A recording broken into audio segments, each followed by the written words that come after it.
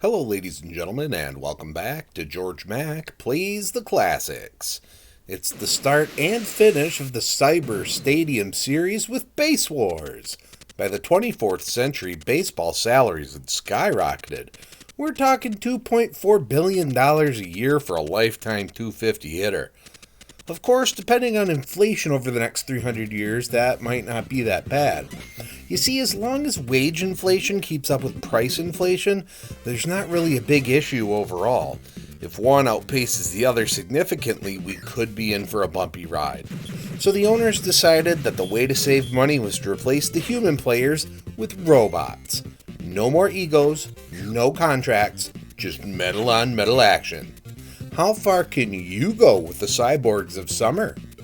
Pick from one of 12 teams and do battle with one another. I'm not being facetious when I say battle either, because you're going to be fighting your opponent on close plays. You can rename your team if you'd like. There's also a pennant mode where you can pick 6 teams to play in a small league. Progress is saved between games, but I couldn't figure out how to set the teams to computer control, so I backed off. I took Detroit and took on Chicago. Looking at the lineups, you see different player types. Your bots could be cyborgs, tanks, motorcycle bots, or flybots. I assume each of them have their pluses and minuses, but they all did the same thing in the game I played, and that is hit home runs. Like 60 of them. I don't know if Detroit is super overpowered, that would be awesome, or if the game is made with impossible scores in mind. Batting takes place in the proper catcher perspective, and you can move around the batter's box whenever you want. When you're pitching, holding the A button powers up your pitch. Letting go when the pitcher is fully white will give you the most power. For most of the game, I threw super slow balls because you can control the movement of the ball up, down, left, and right. This helped me trick batters enough times to think it was a viable strategy. Putting the ball into play shows that AI fielding is pretty bad.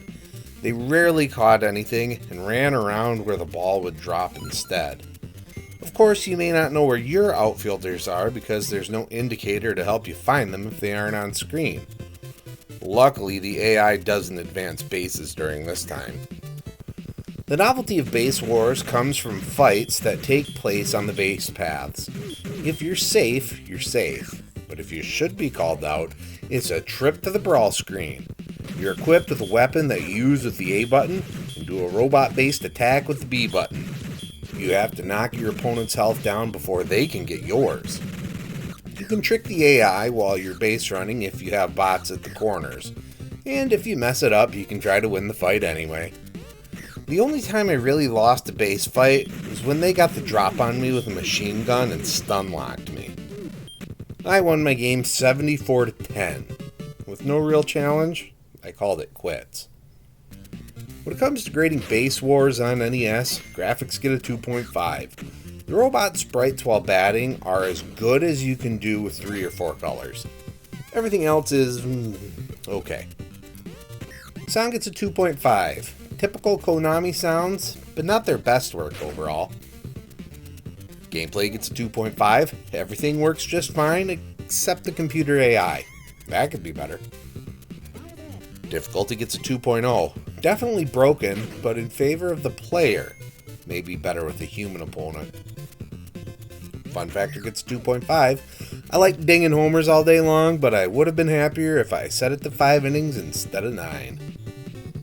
Overall, Base Wars earns a 2.4 and gets a C+. This is fine for what it is. It's a different take on baseball, but it's not any worse than the middle-of-the-road games we've seen. Well, that's going to do it for me for today. Please make sure to like this video. Let me know what you think of Base Wars in the comments. And please subscribe to Head Drop Productions here on YouTube, because we want you here for each and every video we release. Because it is your destiny.